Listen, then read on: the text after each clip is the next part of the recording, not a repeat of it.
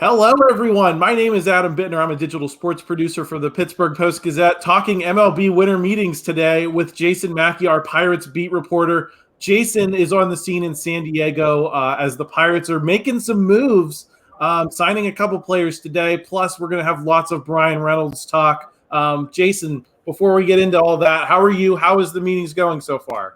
I'm doing well. It's been a hectic day, man. I did not expect this. The last time I was here was after the 2019 season, which was my first on the beat. And the Pirates, I think, showed up here and did basically nothing. They might have signed like Hector Noesi. Does that name ring a bell or something? Vaguely. It was basically nothing. And so here we are. The Pirates have Bryan Reynolds theoretically on the trade block, although they're not going to trade him. And this morning we saw they signed a pair of pitchers, which I really like the signings, Vince Velasquez and Jarlin Garcia. I'm sorry. But I like what they've done so far. I don't think they're finished. Still wouldn't surprise me if they got a bat in there some way, shape, or form. I think Roberto Perez is a possibility. We'll talk about all that. And then, the big one is what happens with Bryan Reynolds. Absolutely. But before we get into all that, just a reminder, if you're checking out the channel for the first time, please hit that like button, help us out with the YouTube algorithm. You can also subscribe to the channel so you don't miss any of our sports talk. We had a Pitt mailbag today talking about the Keaton Slovis transfer and the addition of Phil Dracovic from Boston College. Great stuff from Chris Carter and Noah Hiles. Chris will also be back doing the North Shore Drive Wednesday and Friday this week, so plenty of Steelers talk. But for now, we are getting into some Pirates. You referenced those two signings, Jason. Tell us about these guys, what their games are, and what they project to be doing on this roster. I'll start with Garcia just because he was the first one to sign. I mean, to me, I love it. He's an established major league reliever who throws with his left hand. Imagine that. They didn't have one of those guys. They've been sort of just cobbling things together. I mean, he can work as a Tony Watson kind of eighth-inning guy if he has to. I think ideally the Pirates would have a couple of guys getting the ball to David Bednar in the later innings. So Garcia is one of them. Will Crowe is one of them. Colin Holderman is one of them. And what I like about it, Adam, is that it pushes guys into roles they should be in. Garcia has pitched in that before. He's not going to be out of place. You don't want Dwayne Underwood Jr. and Chase DeYoung. You don't want them pitching the eighth inning. If they're pitching the fifth and sixth to give you length and protect your starters and whatever. And, the seventh inning's probably going to be a bit of a toss-up, be it Robert Stevenson, Yuri De Los Santos, maybe the setup guy not used. Anyway, I mean, they need to improve their bullpen. They needed to get a left-hander, and they got a guy who's completely legitimate, has pitched a lot for the Marlins and the Giants the past 6 years.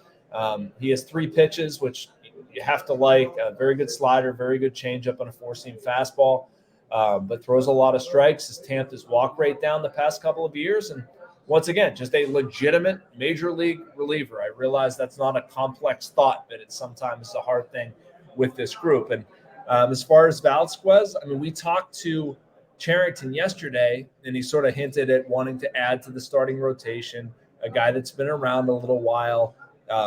They're sort of being vague with how to use guys. And I think the translation is this. I mean, you expect things to happen to starting pitchers. You expect innings limits. You don't want to blow anybody's tires off.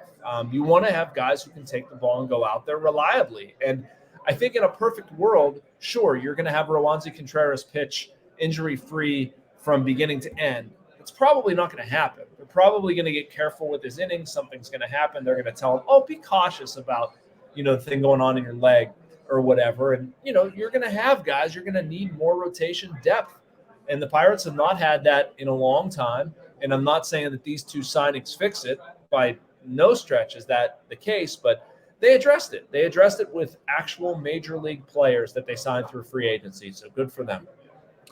Yeah, I think the thing that I like about it is these are all 1-year deals. Carlos Santana's here on a 1-year deal. So there's not a ton of risk involved. And I think that's what people like me have been begging for more of from this front office this offseason is go out and get players so that you're not just driving into a ditch when things happen, but that you do have just a little more depth, some competent major league proven players that can do things. That doesn't mean they're going to be stars. That doesn't mean you have to go out and spend $200 million, but we're up to what? About $10 million maybe on the free agent signing, maybe 12-ish if you count trading for G-Man Choi in terms of what they added. That's 4 players. And if they'd done more of that, I think these teams the last few years could have been a little bit better, a little bit more watchable. And I think that's what a lot of people have been clamoring for. So I think it's certainly a positive step. Jason, I think we've buried the lead a little bit for a lot of people because they want to talk about Bryan Reynolds. What you said at the beginning of the video, he's not getting traded. Is that at the meetings? Is that this offseason? Is that at any point in 2023? Wait. What did I say here? I said he's not getting traded? Oh, I thought I heard you say he wasn't getting traded. No, I mean, okay. I don't if I said that, I didn't mean to say that. I do think he's going to get traded, Adam. I do. Okay, cool. I've had that conversation with 2 people already today about the Pirates' statement, their stance, what makes the most business sense. The only thing I will say is, I mean, there's a market for Bryan Reynolds. There's been a market for Bryan Reynolds. That is not the least bit surprising. But if the Pirates don't get the exact deal they want, there is no crime in going to the season and letting him play. That's the way I look at it. Like, his OPS dropped about 100 points last year. Those 2 months hurt him. And if you feel like that value is going to take him down to a point where, like, if we let him play, he's going to be a really meaningful piece at the trade deadline, paying him for another half year, it's not that big a deal. I don't think it's going to be an issue in the clubhouse if we get there. I mean, Reynolds is the most no-maintenance person there possibly is. I don't think it's sustainable long-term. But if they go into 2023 and have to deal with that, so what? You know, you can get through a couple months. It's not a big deal. It's not like it's going to ruin the pennant chase. But if you feel like that's going to get you the deal that you need to make, which if I'm the Pirates, I'm looking at it, look, I want to help my pitching. I need another outfielder. Obviously, you want prospects, but you can't really go in volume. They've made a lot of deals where they get younger guys to lower levels in the minor leagues. That's not the deal to target here. You need guys that will help at the major league club and help now. So if that means keeping Bryan Reynolds for a half year and then making the deal at the deadline, cool. But I've yet to talk to somebody, Adam, honestly, that thinks the Pirates are like legitimately going to hold on to Bryan Reynolds and not make this deal at some point. It's just a matter of when. Well, I think I've made this point a few times, you know, on Twitter is they've consistently traded guys with like 2 years left, right? You know, at least 2 years and usually 1 year. There's no scenario where these guys are getting to the ends of their arbitration years and facing free agency with the Pirates. That's just not how they operate, and that's not how a small market franchise like the Pirates should operate. Right. You know, you got to leverage your assets when you get the chance. I think the gripe is, you know, why not now? Because isn't it possible you're going to have the most leverage now because you're offering a team 3 full years of Bryan Reynolds as opposed to 2.5 and adding him to a pennant chase? Oh, 100%. And that I don't remember who it was that asked me, but, you know, like, why now? Why are they doing this now? And I mean, this was a calculated effort, and it was calculated to happen right before the winter meetings. And the best thing, you know, knowing this, I mean, obviously the best thing would be to keep Bryan Reynolds. I wish they would extend him, but I don't think that ship is ever going to sail. So knowing that, what do? You proceed with the trade, and the best thing to do if you're going to proceed with the trade is to do it right bleeping now. I mean, right before the winter meetings, and Aaron Judge is going to sign somewhere, and not everybody's going to get him, clearly, and there are going to be teams out there that need quality outfielders. And you give them Bryan Reynolds for $6.5 million this year, that's pretty darn good. You know, his ARB3 number next year is going to go up to 10, you know, 15 mil after that. For teams that spend legitimate major league money, you know, if he winds up on the Astros or, I don't know, the Yankees or the Red Sox or the Padres, I'm trying to think of other teams that have been in this, but I mean, that's nothing. That's absolutely nothing. And he's adding a whole ton of value. So to me, I mean, the move is to make a trade now. You just don't want to make a stupid trade. And I don't think that trade will be there to make, but you just want to make sure you don't do it. Do you think the right trade is going to be there either, you know, if not this week while you're in San Diego, then shortly thereafter, or do you think it might be, you know, let me put it this way. What are the chances he's on the opening day roster? If you made me pick Adam, I don't think he is. I don't think he is. And frankly, I would be a little surprised if we got out of San Diego and he was still with them. Now, I do think we're going to need to see the Judge domino fall, because I think a lot of teams that might be enticed by Reynolds, you know, also have ideas of like, oh, maybe we can make a bid for Aaron Judge or something like that. And so, I mean, that's going to change some things. The Yankees, of course, being one of them. So maybe if that domino falls, if that takes a little bit longer, maybe they come back here. But again, I don't expect this to go away in terms of trade interest and the possibility of them trading him. And I just think there are going to be too many suitors out there, and it makes too much sense for the Pirates from a business perspective to trade Reynolds. And honestly, what Reynolds did was to give them a little bit of an out. Like, this might have been the better business decision, as much as people want to like deny that or say the cheap, same old Pirates. And I understand this is not a defense of the Pirates and the way they conduct business, but the right move is to trade him now, because why would you pay, his arbitration for the next 2 years in addition to $6.5 million this year for somebody that you're not going to keep? And I mean, it probably doesn't make sense for a team as cash strapped as the Pirates, or as unwilling to spend as the owner might be, to have somebody signed there into his mid 30s for 16 mil, which is around about what he wanted. I don't know if I'm going to make that gamble if I'm the Pirates. And then the next move obviously is to trade him. So what is your sense of the reasons at play for him here? Is it simply dollars and cents, from his camp's perspective? Or is there any kind of referendum on the way the Pirates are doing business and his outlook for this team in the 3 years that he would be here? Because I don't know if we've gotten a great sense. I think a lot of people are reading what they want to read into the request and not necessarily what his camp is saying. So I wanted to give you a chance, based on what you've said, to kind of maybe flesh that out a little bit. Yeah, I mean, I've been in touch with both sides. I think I have a pretty good feel for why this was done, the mechanism behind why it was done, the thinking behind why it was done, and how it was taken. And the Pirates weren't thrilled with it. They aren't thrilled with it now. But I do think they get the idea that it's a strategy. And I think that Reynolds and his agency executed it as a strategy. I don't think it's a referendum on how he feels about Pittsburgh. Now, is it attached to the fact that he sort of realizes that he's not going to get the contract that he deserves here? Yeah, I think that's reality. I think that's reality for a lot of players. And for Reynolds, like, he had an established value saying, I'll stay here and play here for this. That doesn't fit the Pirates' needs. And I don't blame Reynolds one bit for not signing, for signing a deal that would be less than his market value.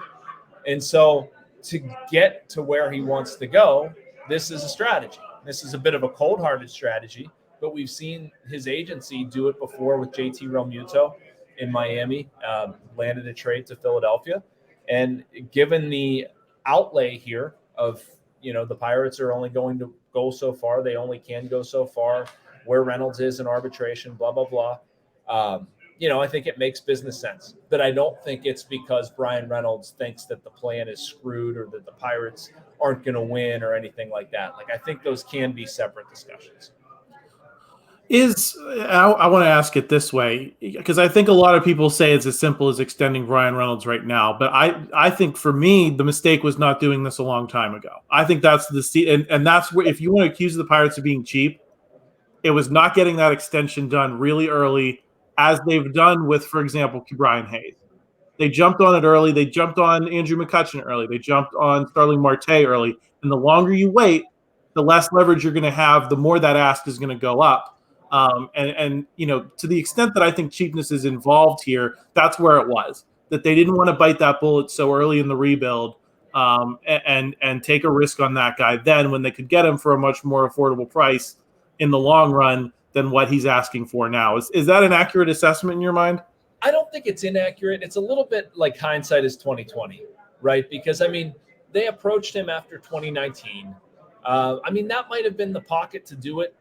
You tried to, but I'm not sure if I'm Reynolds, if I'm even signing that deal, because you don't totally know what your value is. And if you sign something right that second, believe in yourself, it's not going to make a bunch of sense.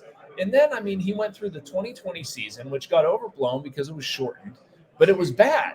He didn't even hit 200. And a lot of people were talking about, his rookie year was such a fluke. It was such a fluke. And then, you go into 2021 and he's a legitimate, getting MVP votes. And by that point, the ship has mostly sailed.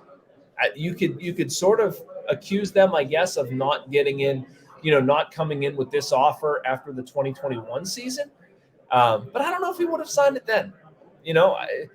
I've dealt with both sides on this for a pretty decently long time. And like, I don't think there was ever a bunch of optimism that they would see his value the same way. And I think Reynolds camp sort of always saw his value where it's at right now, like as a premium 5-tool outfielder. And I think the Pirates are always a little hesitant with that. And some of their hesitance is, just the Pirates being the Pirates. And I think some of it is well founded. Like, you can only stretch so far. You need to be smart about where you're going to stretch. If you have other guys coming up who can do that same job reasonably well, like, it's probably not an area where you're going to extend yourself. So anyway, you can go back and say they should have tried harder, but I'm not sure trying harder would have gotten it done. Yeah, I think for me, it's.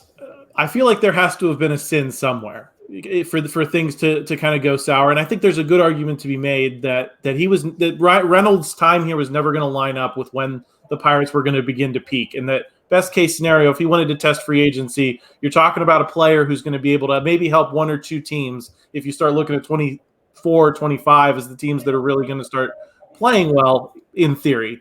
And I think that's where the issue was is to me, yeah, you got to be aggressive in locking guys down. And once you don't, you have to start viewing what you can get for them and start gaming that out. And I think that's kind of where the point that we've reached. I think the concern a lot of people are going to repeat is, well, what's to say that this isn't going to happen once you're in that competitive window? Let's take Oneil Cruz for an example. Is this a cautionary tale at all? Does this concern you at all for how they'd handle Oneil Cruz? At any point in terms of locking him down, what does this mean for the future, I guess, is the question I'm trying to ask. Yeah. No, and I mean, that's where my brain went immediately after this went down too. And like, I even texted somebody in the Pirates organization saying, like, so you're going to extend Oneil Cruz now, right? And they're like, well, we're going to see what he does in 2022, blah, blah, blah, or 2023. And I understand that. That's probably the pragmatic approach. But, this money darn well better go to something else. Right, like a little bit better go to free agency for 2023, and I think a little bit of it has. I think more of it will. But you need to, like Bob Nunning said this at the beginning of the season, and I've been saying it for a long time too. Like, put a stake in the ground and say, like, this is for real. You can believe in this, And I wish it was with Reynolds, believe me, but it doesn't have to be with Reynolds. I agree with you in the timeline not totally lining up, and knowing that you can get some pieces back. And by pieces, I've been saying, like, guys at the upper levels of the minor leagues, and preferably players ready to contribute now. So if you get guys who are theoretically pre-arb contributing now, that money goes elsewhere. You're replacing his value for something reasonable. I don't hate that idea, man. I just don't. Like, that's what they're going to have to do a lot of. And then at the same time, like, you do have to extend and pick your spots with guys. And Oneil Cruz is a big, gigantic 6'7" spot that they should be able to get in early this season, take a chance. He's got all kinds of projectable tools, and you just, let him figure it out, man. Sign him to the money and say, like, Oneil, we're going to give you a chance to play shortstop. Come play for us, and hope he signs it. In terms of the future as well, I wanted to ask you about what does this mean for 2023? I think we've been talking about signings that have made the team better. It feels like a real baseball offseason. Like, my brain is struggling to adjust after 5 years of, like, nothing to, like, because this is what it's supposed to be, right? We're supposed to be sitting down, talking about a player, what's his role, going through the hallways like you're doing, talking to people. I think that's what, excites people about the baseball offseason and the hot stove and all of that. That's kind of, gone by the wayside with the Pirates for a long time. So they're still doing those things at the same time we're talking about, them possibly trading their best player. How does this affect your outlook based on what you think that they're going to do, based on what they've done, and the possibility of moving Reynolds? Yeah, I mean, not much, to be perfectly honest with you. I mean, I think they're going to win mid, 72 to 76 games. We'll say it that way. And I thought that before this trip to the winter meetings, frankly. I mean, I thought that it would probably include Reynolds and not Jarlin Garcia and Vince Velasquez. But, either way, that's about what they're going to project out at. And you're going to see some young and exciting stuff. I think they're going to tease a little bit. I think they're probably going to start halfway decent and then lose steam when they have a bunch of guys not really used to playing competitive baseball and just young players that are going to inevitably indoor struggle.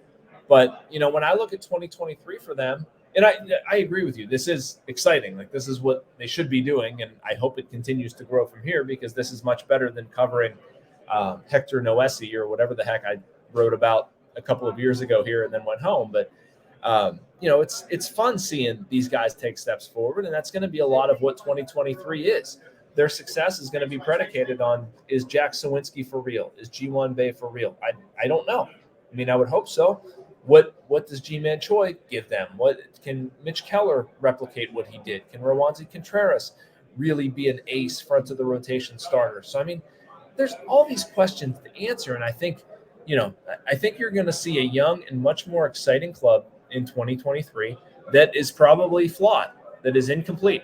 And we should be repeating this process, stepped up a couple levels next offseason as they look for 2024. When I think that competition or being more of a legitimate threat is going to occur. In terms of, I got one more question to you about 2023 with regard to like free agency, and then I have a bonus question for you about the minors and some of the comments that have been made this week. So let's just talk about signings. How many signings do you expect through the rest of the offseason that have $1 million? They're signed for at least $1 million, not like, camp invite guys, just, pieces that other teams don't want that you want to give a tryout to. I'm talking like legitimate free agent signings. How many more do you expect? I'll go two. And Roberto Perez / catcher is going to be one. And I think they'll add another piece somewhere.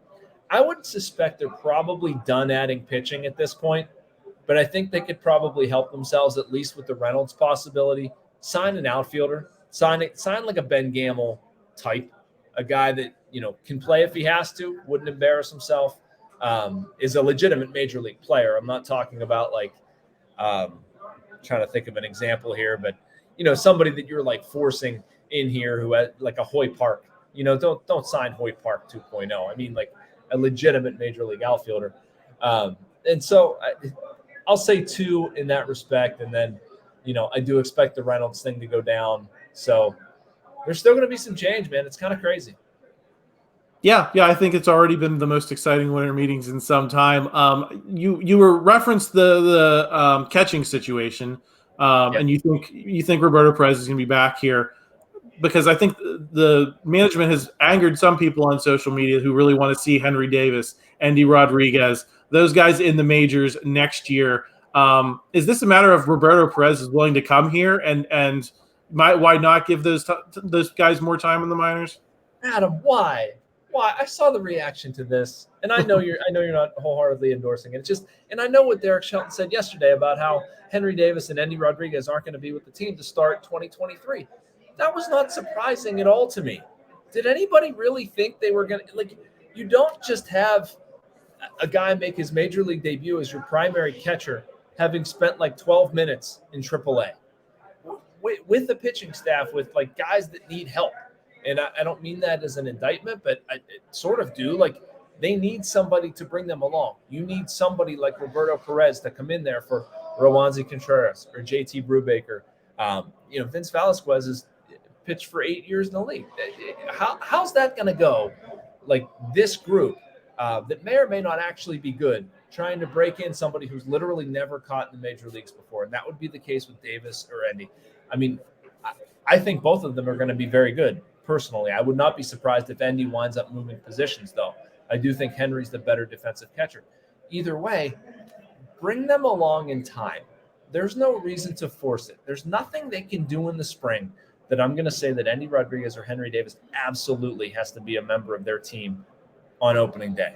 Like, no, just no. I'm not going there. They're not, it's not like they're the last piece to some sort of pennant race, and call it Super 2 manipulation. I don't think that's the right way of putting it.